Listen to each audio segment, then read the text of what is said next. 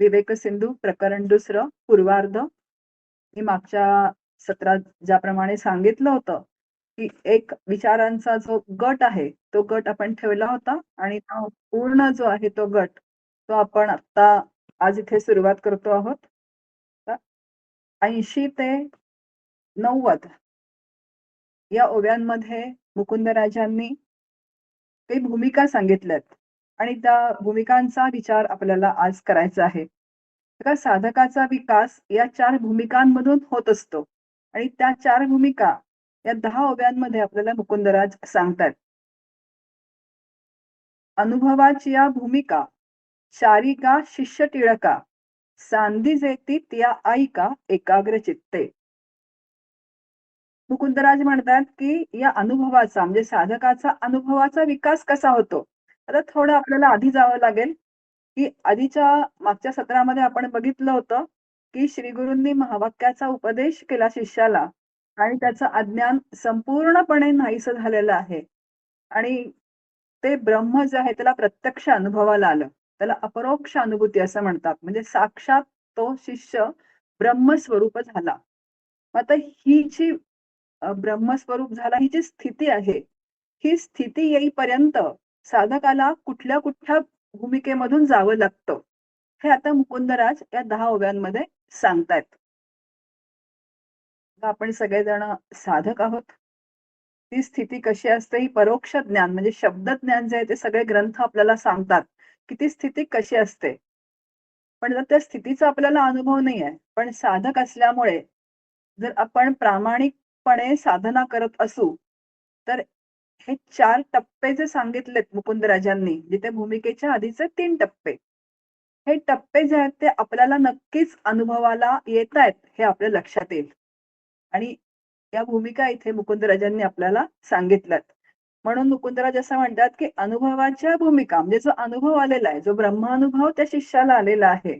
अनुभवापर्यंत जाईपर्यंत ज्या भूमिका आहेत, त्या भूमिका मी तुला समजावून सांगतो आणि तर तू लक्ष देऊन ऐक. त्या भूमिका कुणाला समजावून सांगतात? त्या मला समजावून सांगतात. कारण मला अजून अनुभव आलेला नाहीये.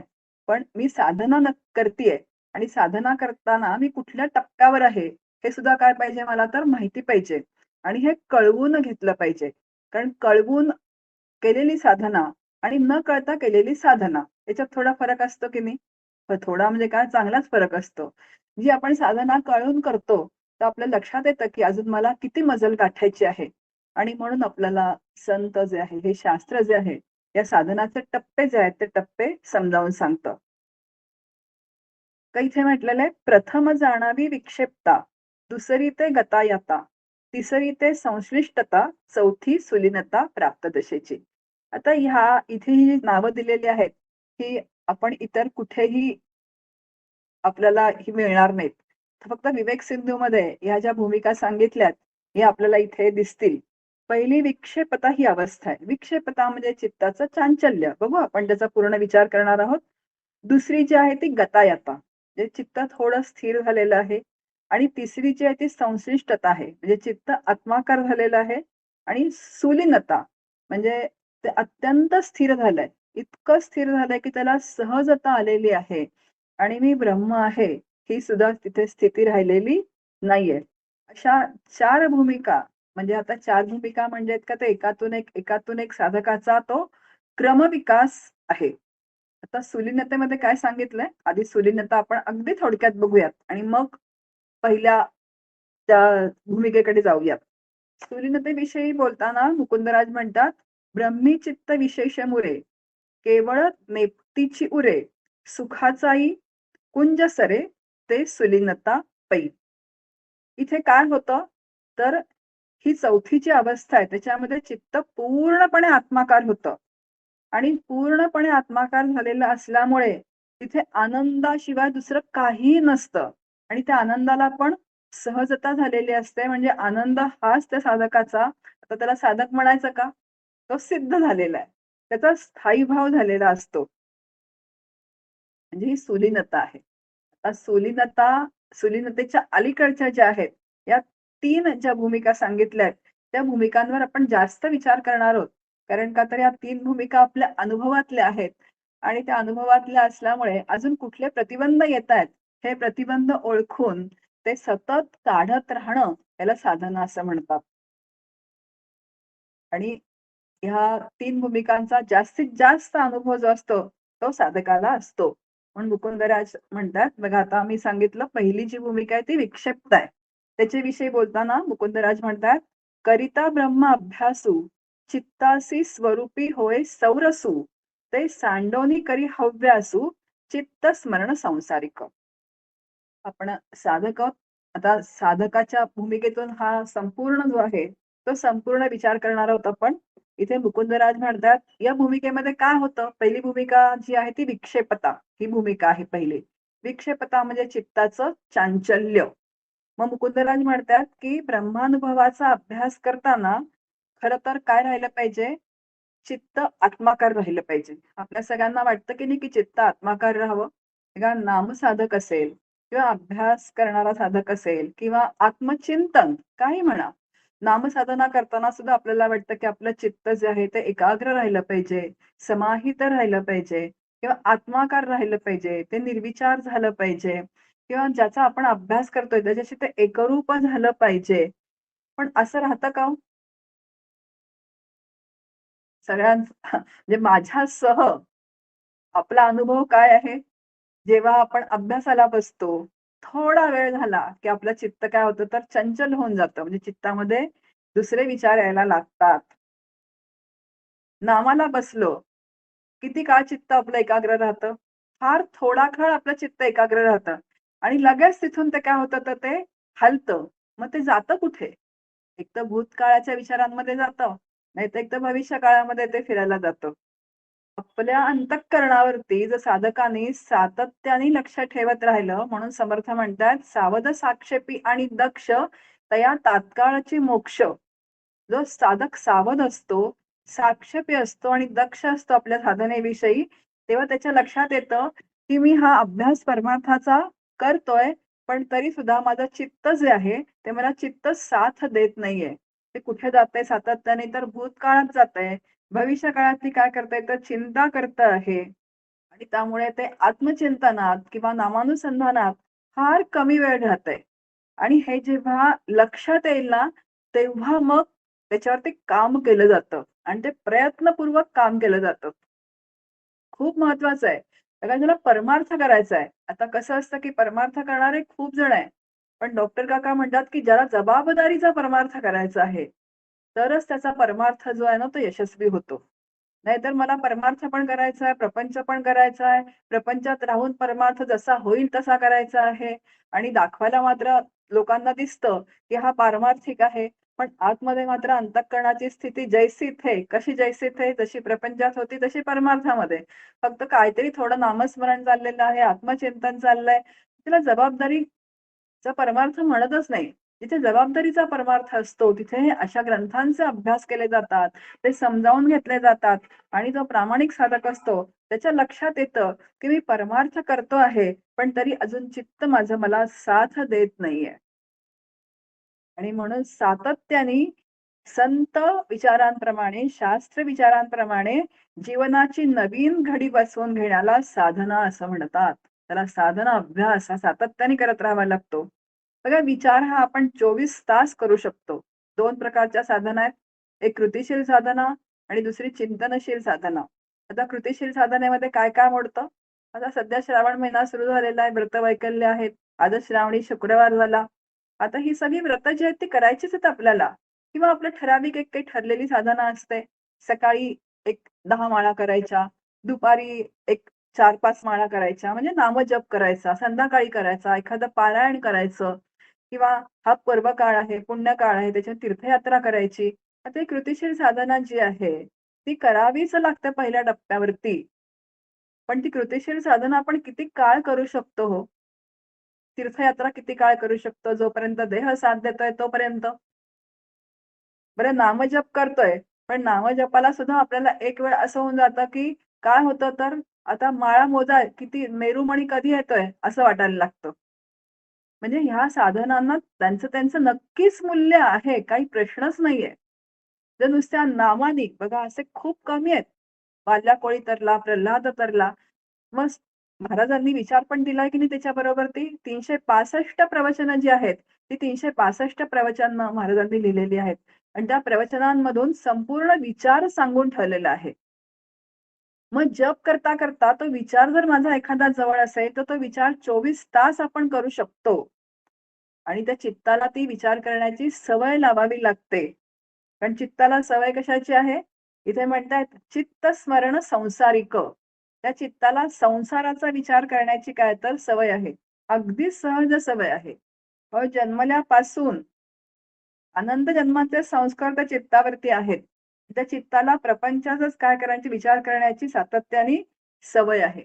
आणि त्याच्यामुळे साधनेमध्ये सातत्याने खंड पडत राहतो. मन जातं भूतकाळामध्ये आणि भूतकाळातल्या व्यक्ती, वस्तू, घटना, परिस्थिती याच्यामध्ये मन काय असतं तर रेंगाळत राहतं. बघा एक तर व्यक्तीभोवती तरी घुटमळतं किंवा ते वस्तूचा विचार करत असतं किंवा घटनेचा म्हणजे होऊन गेलेल्या ज्या घटना आहेत, त्या घटनांचा ते विचार करतं आणि त्या परिस्थितीमध्ये सुद्धा मागच्या एकदम ते निघून जातं. आता शास्त्रशुद्ध जर आपण व्यवस्थित विचार केला, तर भूतकाळातल्या घटना आठवून, आत्ता मला त्याचा काही उपयोग आहे का? त्या होऊन गेल्यात घटना. पण तरी मन जातं की नाही मागे? आणि मागे गेल्यानंतर त्याचं स्मरण होतं आणि स्मरण झालं, की आता स्मरण म्हणजे काय? तो विचार निर्माण होतो आणि कशावर? चित्तावरती तो विचार निर्माण होतो. म्हणजे एक तरंग जो आपण म्हणतो, पाण्यावरती निर्माण झाला तरंग. तरंग पातळीवर तो विचार असतो. पण जेव्हा त्याची लाट होते, बघा लाट करण्यात तर आपण फार पटाईत असतो. नुसती लाट नाही, तर लाटावर लाटा, लाटावर लाटा. अगं तुला काय सांगू? असं म्हटलं, काय झालं? सुरू झालं चिंतन भूतकाळातलं. आणि मग ती पण तिचं सुरू करते, मी पण माझं सुरू करते.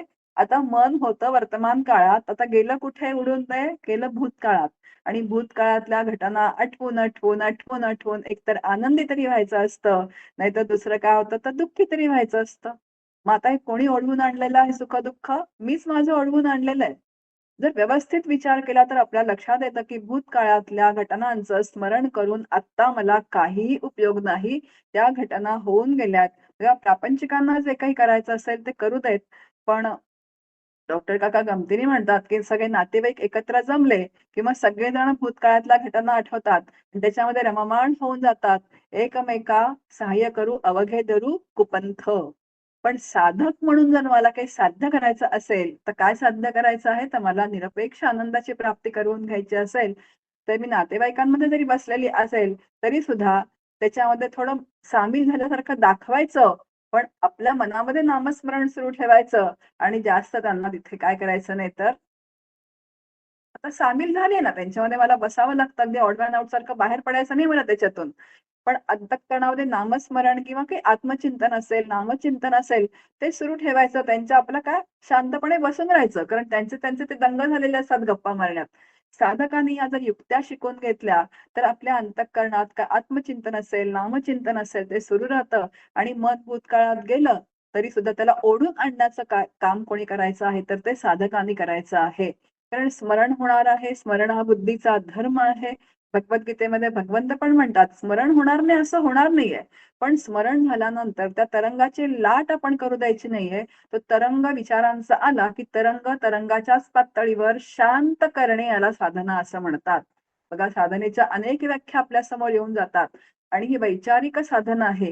ही वैचारिक साधना जर साधकाला बरोबर जमली, तर त्यांनी भूतकाळात रममाण व्हायचं नाही, भूतकाळात बुड्या मारायच्या नाही. कारण भूतकाळ आठवून मला त्याचा काही उपयोग नाहीये. फक्त त्याचा काय होणार आहे तर जसं मी आता म्हटलं तर एकतर त्रास होणार आहे, नाहीतर सुखाला पण संत काय देतात? दुःखाचाच दर्जा देतात. सारखं आठवून, आठवून, आठवून काय करतो आपण? जसा चिखलात दगड मारतो एखादा मुलगा येऊन आणि तो चिखल आपल्याच अंगावर उडवून घेतो. त्या पद्धतीने त्या भूतकाळातल्या घटना आठवून आपणच आपल्या अंगावरती म्हणजे ह्या मनावरती तो चिखल उडवून घेतो.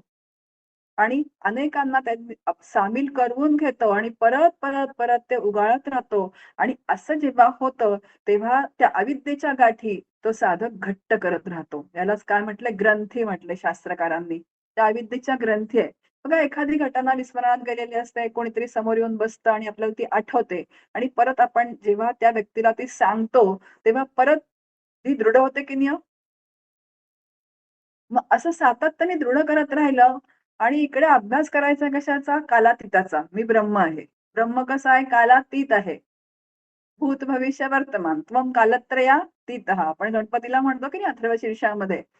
आणि कालातीताचा अभ्यास करायचा आणि काळामध्ये मात्र सातत्याने काय करायचं तर अडकून राहायचं. त्या मनाला सतत गुंतवून ठेवायचं. मुख्य साधना ही आहे, की मला कालातीताचा अभ्यास जर करायचा असेल, तर मला कालामध्ये रंगणं, रमणं तिथे अजिबात साधकाने रंगायचं नाही आणि रमायचं नाही. त्या भूतकाळातून त्या मनाला वर्तमानामध्ये आणायचं आणि त्याला भविष्यकाळात जाऊ द्यायचं नाही. आता भविष्यकाळात काय होतं आपण मनोराज्य करतो. आता मनोराज्य म्हणजे काय असतं आपण प्लॅनिंग वेगळं, प्लॅनिंग करावं. काही गोष्टी असतात की प्लॅनिंग कराव्या लागतात. पण ज्या आपल्या आवाक्यात नाहीत, त्याची काय करायची तर मनोराज्य करायची आणि मग परत काय, काय होईल आणि कसं होईल? अजून काही बऱ्याच गोष्टी असतात.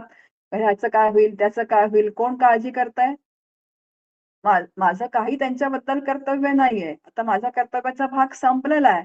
तरी सुद्धा त्या नातवाचं काय होईल, त्या नातीचं काय होईल, त्या घराचं काय होईल, काही गरज आहे का? तुम्ही भक्त आहात की नाही? सुलीनतेपर्यंत आपल्याला जायचंय बरं का. सुलीनता ही जी आहे ती भक्तीची परिपूर्ण स्थिती आहे. तिथे भक्त होतोय तो. मग आता इथपर्यंत जायचं असेल, तर हा विचार सांगितलाय या 3 टप्प्यामधून. हा क्रमविकास आहे. मग आता मला मी त्याची काळजी करून काय करणार आहे? काहीच करू शकत नाही. उगाच चिंता करायची, काळजी करायची आणि मग म्हणायचं, की आपल्याला काळजी वाटायला नको का हो? आपण एका घरात राहतो. अहो, मग करा काळजी, करा चिंता. मंदाताई म्हणतात, चिंता करून चिंता सातत्याने जो साधक करत राहतो, त्याला डायबिटीज होतो, बीपी होतं आणि चितेवर चढल्याशिवाय तो राहत नाही. मग काय करा, तर चिंता सोडून भगवंताचं चिंतन करा. काळजी करून प्रश्न सुटतात का? जर काळजी करून प्रश्न सुटत असते, तर सगळं जगच काळजी करत राहिलं असतं आणि संतांनी पण तसा उपदेश केला असता. पण तसा संतांनी उपदेश केलेला नाहीये. याचा अर्थ काळजी करून चिंता सुटत नाहीत. मग का काळजी करायची? बघा हे कसं आहे ना, की असं काही एकदमच सगळ्या गोष्टी या थांबत नाहीत. कारण अनंत जन्मांचे संस्कार त्या चित्तावरती असतात. कारण जो काळजी करत नाही, जो चिंता करत नाही, त्याला लोकं काय म्हणतात, की "अहो हे असले कसले, ह्यांना काहीच वाटत नाही, कोरड्या अंतःकरणाचे आहेत." आता बाहेरून असं लोकं म्हणणारे आहेत. कारण प्रापंचिकांचा स्वभाव काय आहे? काळजी वाटली पाहिजे, चिंता वाटली पाहिजे. मग थोडंसं आपलं जुजबी चौकशी करावी, काय करावी? पण आतमध्ये जे कुढणं म्हणतात ते साधकांनी ह्या शास्त्र विचारांनी अजिबात काढून टाकायचं आहे. श्रीराम जय राम जय जय राम किंवा आत्मचिंतन असेल, जो काही अभ्यास असेल, त्या चित्ताला सतत काय करायचं आहे, तर त्या तत्वाशी बांधून ठेवायचं आहे. आता आपण प्रापंचिक पण आहोत आणि साधकही आहोत. त्यामुळे सगळ्यांना हे जे अनुभव आहेत, आता मी जे सांगते ते अनुभव आहेत. पण आता प्रयत्नपूर्वक ते चित्त कसं ओढून मागे आणायचं, या प्रयत्नांनाच साधना असं म्हटलेलं आहे. म्हणून साधकांनी दुसऱ्यावरती लक्ष न ठेवता आपलं आपल्या अंतःकरणावरती लक्ष ठेवायचं आहे. दुसऱ्यांना न तपासता, अहो काय एवढे वर्ष साधना करतोय, पण अजून काही कशात नाही. एवढे वर्ष काय करतात? अभ्यास करतात. अजून काही कशात नाही. अहो ते करतात तरी 12, 15, 20 वर्ष काय असतील ते. तुम्ही तुम्ही त्यांच्याकडे कशाला बघताय? तुम्ही तुमचं बघा ना. ते प्रयत्न करतात त्यांच्या परीने त्यांचे जे काही असतील ते. दुसऱ्यांना तपासण्याचा अधिकार तुम्हाला दिला कोणी? तो डॉक्टरांचा आहे. तुम्ही तुमचं अंतःकरण तपासा. पण आपलं कसं असतं, की दुसऱ्यांच्या दोषांकडे लक्ष असतं. अगदी माझ्यासह मी सांगतेय, कारण मी पण एक साधक आहे. आणि असं साधना करताच हे विचार जर आपल्या सन्नीत असतील, तर आपण त्याच्यातून काय होतं, तर व्यवस्थित विचारांनी जे आपल्या अंतःकरणात अविचार येतायत, त्या अविचारांना आपल्याला छेद देता येतो. तर एखादी खूप मोठी व्यक्ती असते, पारमार्थिक असते, अभ्यासू असते. आता आपण तिचा अभ्यास वगैरे सगळं ऐकतो. छान प्रवचन ऐकतो.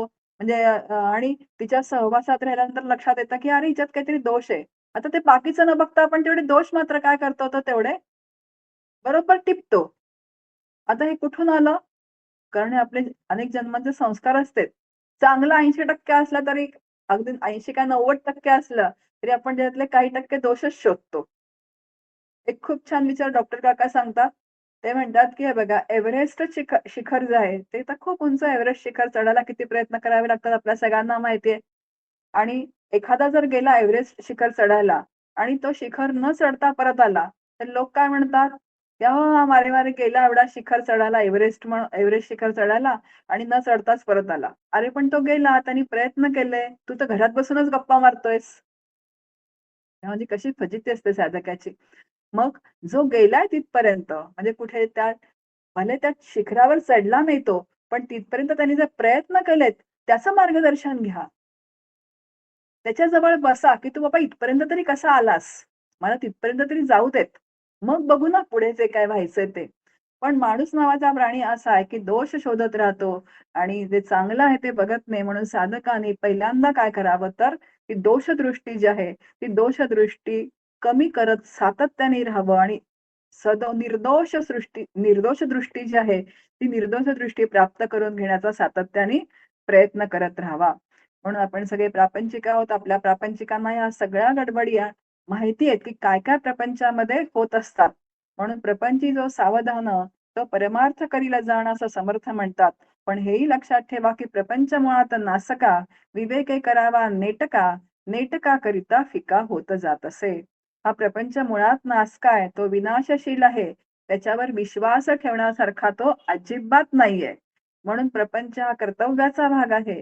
तो 101% कर्तव्य पार पाडून करा. पण त्याच्याबद्दल चिंता करू नका, काळजी करू नका. व्यक्तींच्या गुणदोषांचं आता इथे तुकोबा तर म्हणतात, की त्यांच्या दोषांचं सोडून द्या. व्यक्तीच्या गुणांचं पण चिंतन करू नका. किंवा जेव्हा एखाद्या व्यक्तीला तुम्ही त्याचं काय कराल तर तुम्ही चांगल्या गुणांचं वर्णन कराल, तर दुसऱ्याला दोष देण्याचं काय होतं तिथे दोष येऊन जातो. म्हणून विक्षेपता ही भूमिका जी आहे ना विक्षेपता, चित्ताचं चांचल्य या भूमिकेवरती साधक खूप काळ जो आहे, तो खूप काळ राहतो. आता ह्याच्या पुढे जे आहे बघा, आता विसंवादी प्रपंचातनं आपण बाहेर पडतो. पण संवादी पारमार्थिक असतो तो साधक. मग तो परत म्हणतो, "अहो, आम्ही किती अभ्यास केला, काय अभ्यास केला." परत त्याच्यामध्ये तो गुंतून राहतो. म्हणजे त्याच्यातनं सुद्धा काय करायचं आहे तर बाहेर पडायचं आहे. म्हणून हे जे आहे ना हळू-हळू ह्या सगळ्या गोष्टी समजावून घेतल्यानंतर हळू-हळूच त्या सगळ्या काय होतं त्या कमी होत असतात. पण त्या कमी करण्यासाठी सुद्धा साधकाची काय लागते तर एक स्वतःची तयारी लागते. ते मान्य करावं लागतं, की मला ह्याच्यातून बाहेर पडायचं आहे आणि त्याला धैर्य लागतं. ज्याचं जर धैर्य कमी असतं ना, तो साधक या परमार्थ मार्गात टिकूच शकत नाही. मग ते टिकतात. जसं डॉक्टर काका म्हणतात, की ते बागडण्याचा परमार्थ असतो त्या पद्धतीने, की इकडे जा, तिकडे बघू, त्या ग्रंथाचा अभ्यास कर, या ग्रंथाचा अभ्यास कर, तिथे जाऊन बघू, हा वक्ता चांगला सांगतोय का, तो वक्ता चांगला सांगतोय का. काका असं म्हणतात, की बागेमध्ये गेल्यानंतर आपण जशी मुलं बघतो, घसरगुंडीवर बसतात, नाही पटलं थोडं पाळण्यावर बसतात, झोपाळ्यावर जाऊन, अजून तिसऱ्या खेळण्यावर जाऊन बसतात.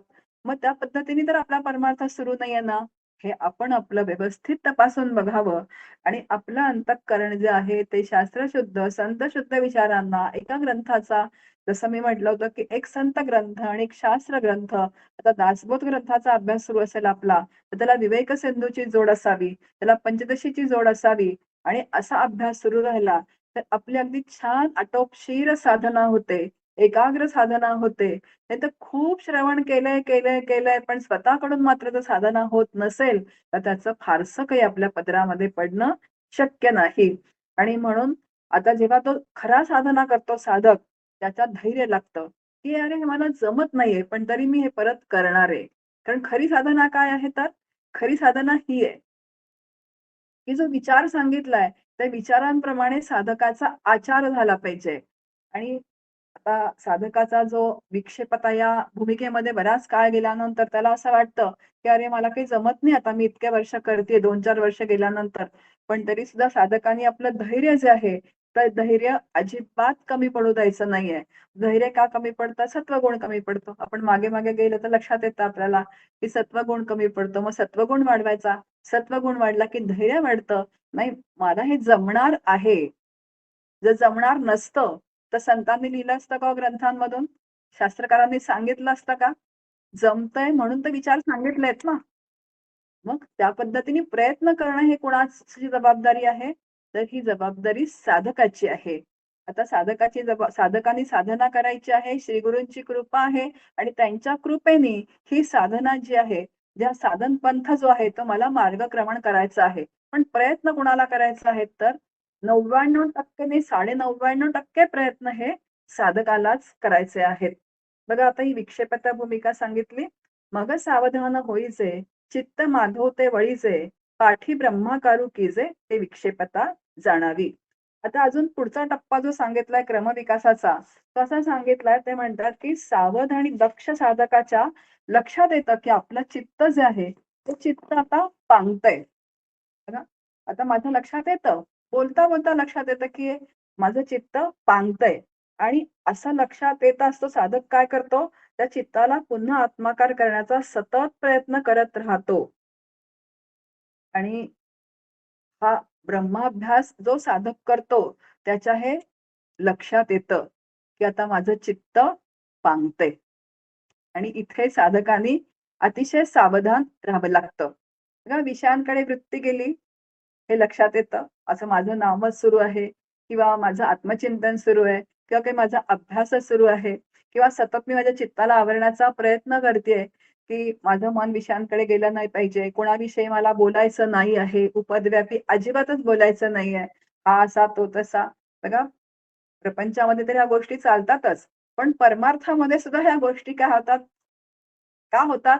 कारण प्रापंचिकच माणूस परमार्थामध्ये येतो आणि परमार्थामध्ये आल्यानंतर त्याची बोलण्याची सवय जी आहे ती लवकर जात नाही.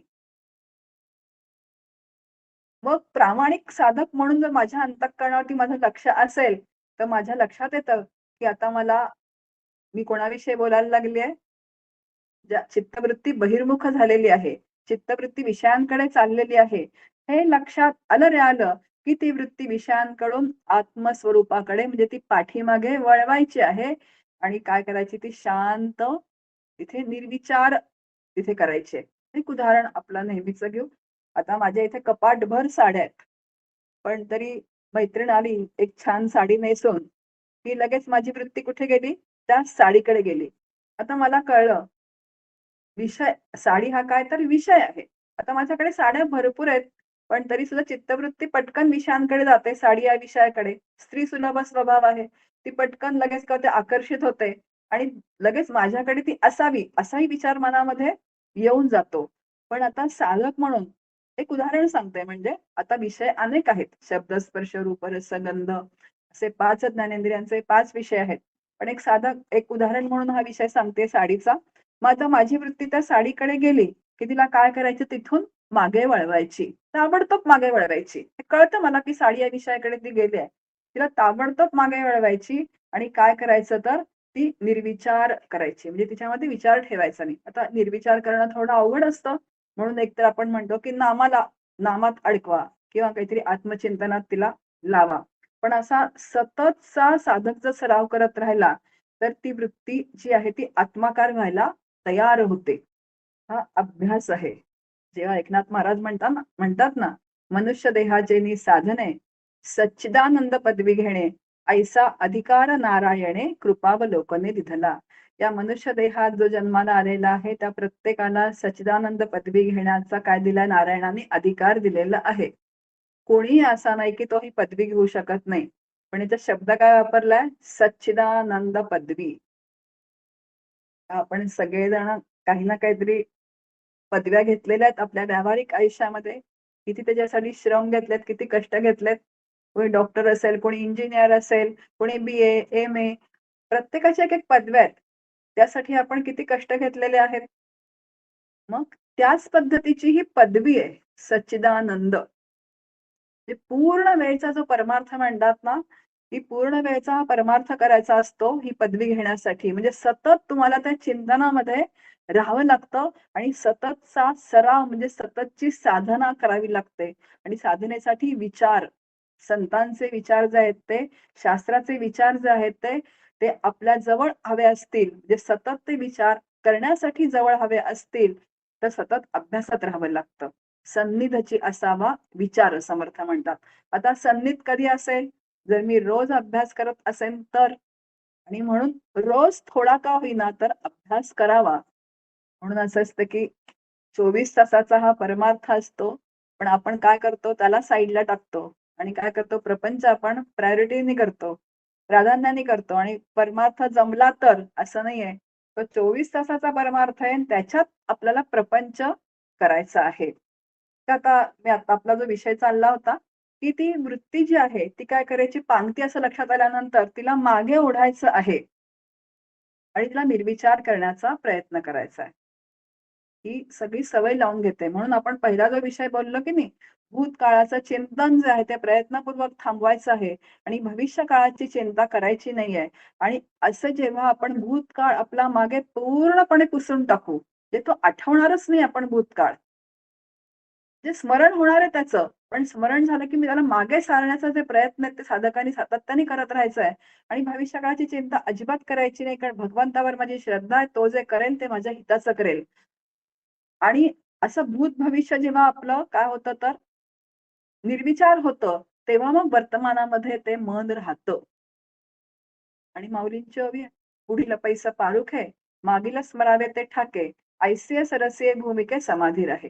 भूतकाळातलं स्मरण करू नका, भविष्याची चिंता करू नका. अशी जी एक सुंदर भूमिका आहे, तीच काय तर समाधीची स्थिती आहे. बघा समाधी म्हटलं की आपल्याला वाटतं की डोळे मिटून बसलेले आहेत, काहीतरी मुद्रा केलेली आहे. ज्ञानदेवांची आपण बघतो प्रतिमा, ती त्यांची वेगळी. पण मग त्यांची प्रतिमा बघून आपणही समाधीला बसतो. पण जेव्हा डोळे मिटतो, तेव्हा मनामध्ये अनेक विचार येतात.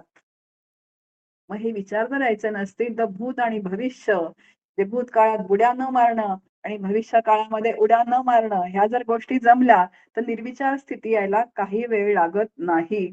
आणि म्हणून जर साधकाला शाश्वत सुख हवं असेल, तर सुखासाठी ही किंमत द्यावीच लागते. आता ह्याला किंमत म्हणू आपण, ही साधनेची किंमत आहे. चित्त बाहेर गेलं की त्याला परत काय करायचं, तर आत्मस्वरूपावर स्थिर आणायचं. त्याला परत नामावर स्थिर करायचं. ते परत बाहेर जातं. परत त्याला काय करायचं तर आत आणायचं. असा सातत्याने साधकांनी तो अभ्यास करत राहायचा. म्हणजे तो विक्षेप जो आहे, तो विक्षेप म्हणजे चित्ताचं चांचल्य जे आहे, ते चांचल्य काय होतं तर ते कमी व्हायला मदत होते. पुढे विक्षेपता ही पहिली भूमिका झाली. गता याता ही दुसरी भूमिका आहे. गता याता ते ऐसी, चित्त स्वस्वरूपी समरसी, तेथोनी उठी परी आपैसी, वैसे स्वस्वरूपी. बघा गतायता, आता ही दुसरी जी स्थिती आहे त्याचा अर्थ बघू आपण. या दुसऱ्या अवस्थेमध्ये चित्त आत्माकार होतं. तिथून ढळतं पण. पण इथे काय होतं या स्थितीमध्ये ते बराच काळ आत्माकार राहतं.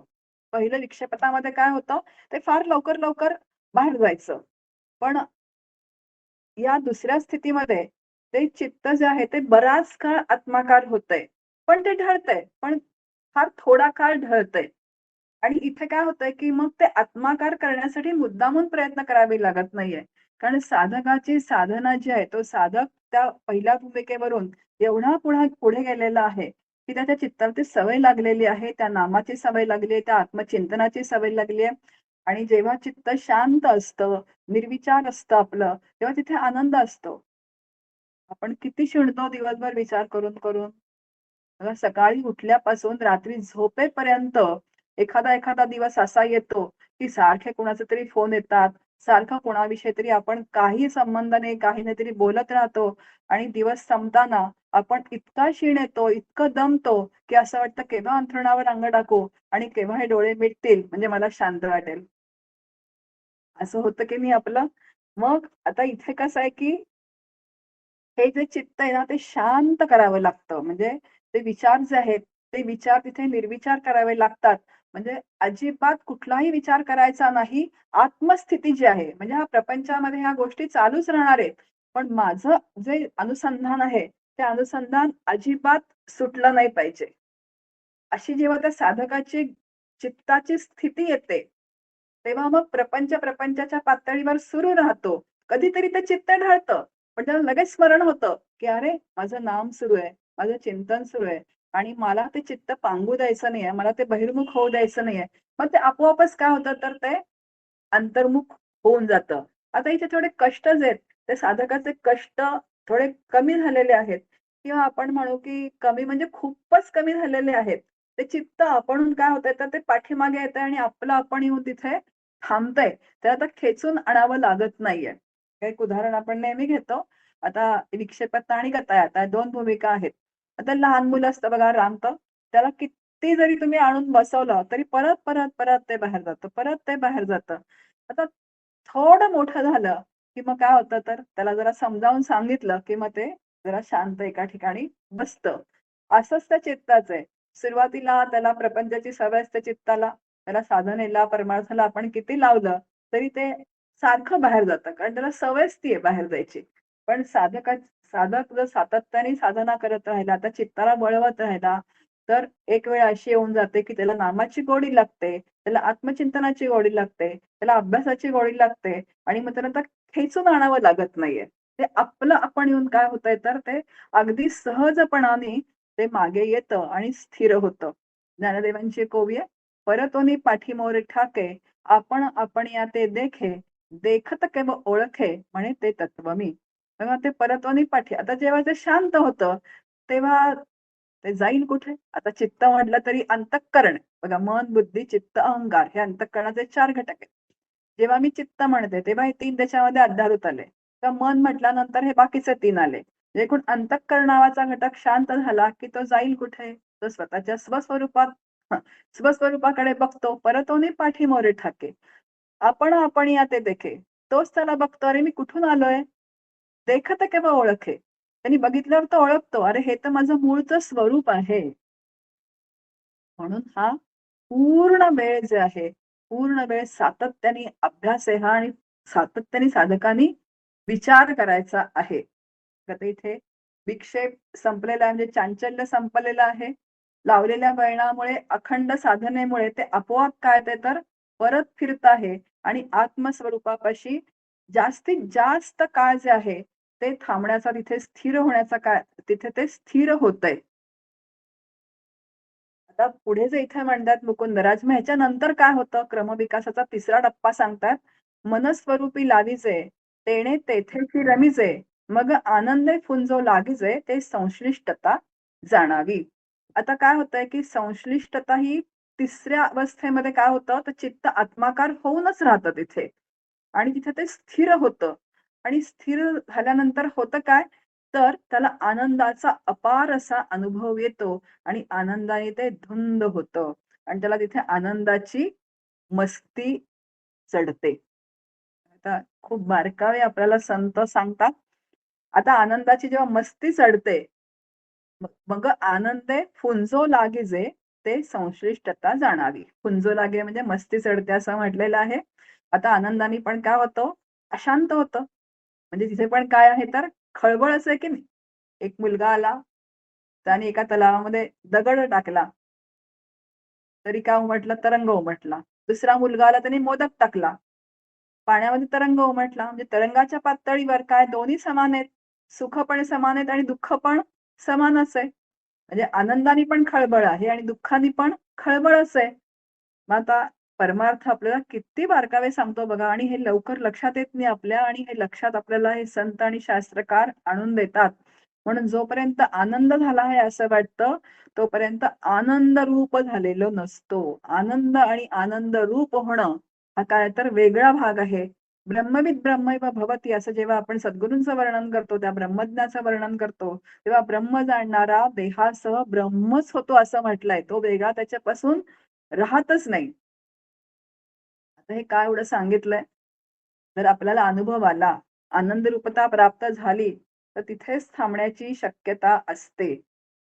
कारण कसं असतं, की "अरे, मग झालं माझं ध्येय मला प्राप्त झालं. आता ह्याच्यापुढे काय असतं?"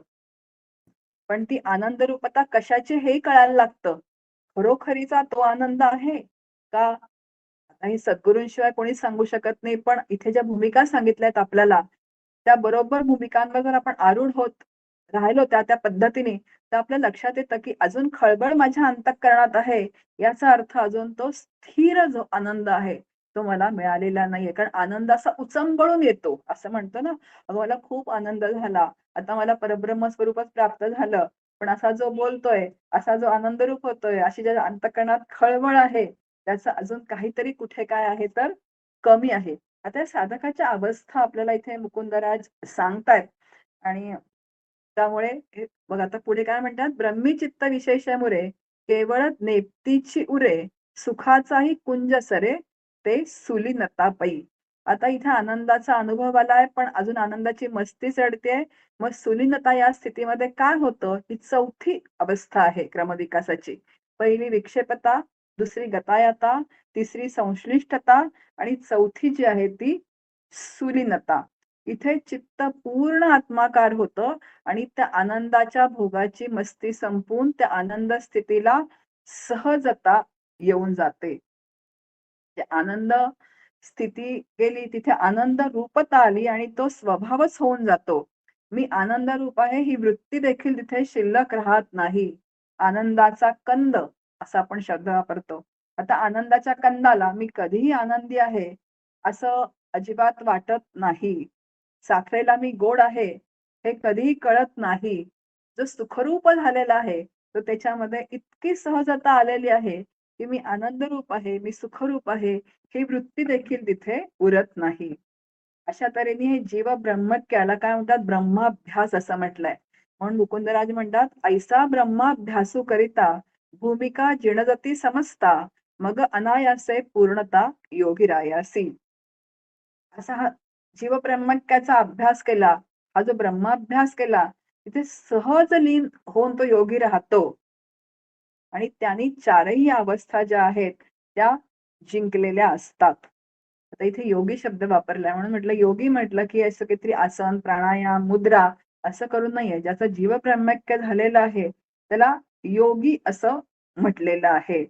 हा योगीराज कसा असतो तर पूर्ण असतो. तो आनंदरूप झालेला असतो आणि या चारही अवस्था पार करून तो त्या स्थूलीनतेपर्यंत तो आलेला असतो. पुढे म्हणतात, मग हा योगीराज जो आहे, बघा, ना तरी इंद्रिये का मारावी, जेथ धावती तेथची धरावी, तरी सुलीनता पावावी रोकडीची. आता कसा झालाय तो? आनंदाला सहजता आलेली आहे. आता प्रारब्धानुसारी तो काय तर त्या जगामध्ये जीवन व्यतीत करतोय. आता विषयांची धाव वगैरे तर त्याची कधीच थांबून गेलेली आहे. त्याची इंद्रिय त्या विषयांमध्ये अजिबातच रमत नाहीये. इकडून सुख मिळेल का? तिकडून सुख मिळेल का? असं त्याच्या चित्तातलं हे कधीच गेलेलं आहे. ते चित्त कसं झालेलं आहे तर सुलीन झालेलं आहे. त्या सुलीनतेला अगदी सहजता आलेली आहे आणि आता काय स्थिती आहे त्याची? चित्त जिकडे जाईल तिकडे त्याला फक्त आनंदाची अनुभूती येते. आता स्थिर तरी म्हणावं का खरं म्हणजे?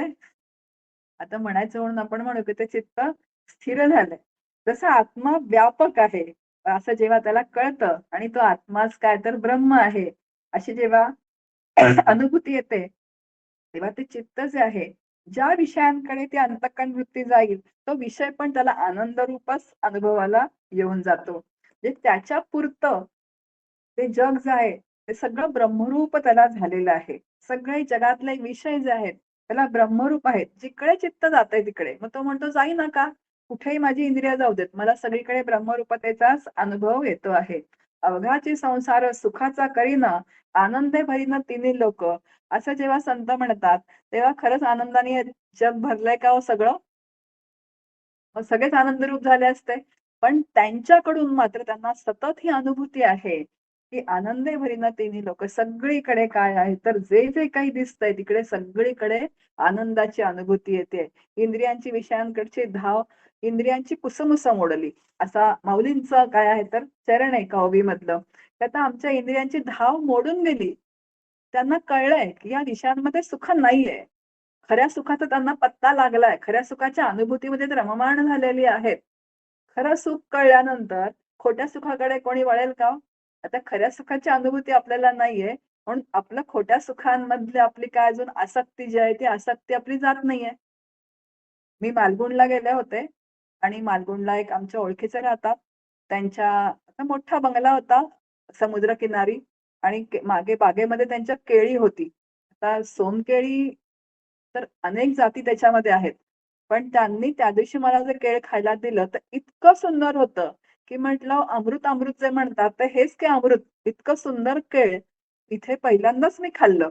तर मला सोनकेळी आवडत होती. मी इथे खात होते नेहमी. पण म्हटलं, "अहो, हे केळ अमृतापेक्षाही खूपच ह्याची टेस्ट जी आहे, ती खूप सुंदर आहे." अशी अवीट गोडी वर्णन कसं करायचं इतकं सुंदर ते होतं. मग आता मी मालवणवरनं जेव्हा चिंचवडला आले, तेव्हा किती सोनकळी खाल्ली तरी मला ती फिकीच लागायची. कारण जे खरी जी अवीट गोडी आहे, मी तिथे ती चाखली होती. अगदी त्या पद्धतीने त्या ब्रह्मज्ञाला त्या अवीट गोडीचा अनुभव आल्यानंतर तो चाखेल का हो अशी फुटकळ सुख किंवा फुटकळ गोळ्या ज्या असतात ते विषयांमधली सुख जी आहेत ती. पण आविटाचा केला संग तुका झाला पांडुरंग, असं तुकोबा म्हणतात. त्या आविट गोडी ती आम्ही अनुभवली आहे आणि पांडुरंग रूप झालंय. त्यामुळे आम्हाला ही फुटकळ सुख जी आहे ती कशी वाटतात, एकदम तुच्छ वाटतात. त्या इंद्रियांना पण समजलंय की ही फुटकळ सुख आहेत, त्यामुळे ती आमची इंद्रिय तर अजिबातच धाव घेत नाहीयेत आणि ती शांतपणे सुखामध्ये रममाण झालेली आहेत. म्हणून इथे पुढे म्हणतात मुकुंदराज, ना तरी इंद्रिये का मारावी, जेथ धावती तेथची धरावी, तरी सुलीनता पावावी रोकडीची. आणि ही कला ज्याला जमली त्यांनी पंचज्ञानेंद्रियांना का बरं दाबून ठेवावं? ती जिकडे धावतील तिथे त्यांना आत्मबोध दाखवावा आणि अशा अभ्यासाने सुलीनता प्रत्यक्ष अनुभवाला येईल. आता ह्याला इथे या शेवटच्या स्थितीवरती म्हणजे त्या ज्ञानाला ती इंद्रिय दाबून ठेवावीच लागत नाहीत. का त्यांनी दाबावी? कारण जिकडे ती इंद्रिय धावतायत तिकडे त्याला काय दिसतं आहे तर सगळीकडे आनंदाचीच अनुभूती येतेय आणि सहज त्याला ह्या म्हणून इथे म्हटलं त्यांनी इंद्रिय का मारावी? कारण त्याची स्थितीच तशी झालेली आहे. तो कशाला मारेल? कारण सगळीकडे त्या इंद्रियांना काय येतंय तर सगळीकडे आनंदच आनंद दिसतोय. जातील जिकडे, जाऊ तिकडे त्यांना आनंदाचीच अनुभूती येते. त्यामुळे ती बाहेर गेली तरी काही बिघडत नाही. कुठेही धावली तरी काही बिघडत नाही. त्यांना आवरण्याचं काही कारणच नाहीये. ना ती इंद्रिये ना तो विखो, तेथ कवण काय देखो, चित्त मुरे मग बोळखो, कवण कवणाते. आज मी म्हटलंय की सुलिनता साधली की ज्ञानेंद्रिय व त्यांचे 5 विषय जे आहेत ते बाधित होतात. पाहणारा, पाहावयाचे, ते व पाहणे ही सर्व बाधित होतात. पाहून दिसत नाही, श्रवण होऊन ऐकू येत नाही. म्हणजे द्रष्टा, दृश्य पाहून न बघितल्यासारखे असतो. करून अकर्ता आणि भोगून अभोक्ता असतो. बघा आता चोखाळ्याच्या पत्नीचा अभंग आठवा. म्हणे चोखियाची महारी सोयराबाईंचा, पाहता पाहणे गेले दुरी, म्हणे चोखियाची महारी. आता आमचं काय झालंय, पाहता पाहणे गेले दुरी, सगळी त्रिपुटी तिथे काय झाली तर संपूर्ण लयालाच गेलेली आहे. त्यामुळे सगळीकडे आम्हाला कशाची अनुभूती येते तर सगळीकडे आम्हाला पांडुरंगच अनुभवाला येतोय, सगळीकडे परब्रह्मच अनुभवाला येतोय. आता इथे बाधित होतात असं म्हटलेलं आहे. आता ज्ञानेंद्रिय जोपर्यंत जगामध्ये देह आहे तोपर्यंत या सगळ्यांचे व्यवहार सुरूच राहणार आहेत. पण त्या इंद्रियांचा पक्का निश्चय झालेला आहे म्हणजे बुद्धीचा निश्चय झालेला आहे की यांच्यामध्ये कायमस्वरूपी सुख देण्याचं सामर्थ्य नाहीये. त्यामुळे आणि हे सगळे मिथ्या आहेत. आता दिसत राहणार आहेत ज्ञानेंद्रियांना, पण मिथ्या असा बुद्धीचा निश्चय झाल्यानंतर त्यांच्याकडची त्यांची धाव जी ज्ञानेंद्रियांची आहे ती पूर्णपणे थांबलेली आहे. म्हणून त्रिपुटीच नष्ट झाली आहे. आता आपण कसं असतो एखादा पदार्थ बघतो, जसं मगाशी मी साडीचं उदाहरण दिलं. तर द्रष्टा म्हणजे मी द्रष्टा आहे पाहणारा. नंतर दृष्टीने काय पाहिलं, साडी बघितली आणि दिसणारा पदार्थ जो आहे तो काय आहे तर दर्शन त्याचं मला होतंय. द्रष्ट्याने दृष्टीने दर्शन घेतलं, ही त्रिपुटी झाली. दर्शन झालं म्हणजे ती बघितली म्हणून मला ती आवडली आणि मग आवडल्यानंतर आतमध्ये अंतःकरणामध्ये क्रिया प्रतिक्रियांचे खेळ सुरू झाले आणि त्याच्यातून ते द्वंद्व निर्माण झालं. हे विषयांकडचं काय तर ह्या विषयांमध्ये जेव्हा मन रमतं तेव्हा हे सगळं त्रिपुटीमध्ये हे सगळे व्यवहार सुरू असतात. जे जगतातले व्यवहार जे आहेत ते सगळे त्रिपुटीमध्ये सुरू असतात. मग आता इथे म्हटलंय की ती त्रिपुटीच संपली ना, म्हणजे त्रिपुटी राहिलीच नाही, त्रिपुटीतला व्यवहारच राहिला नाही.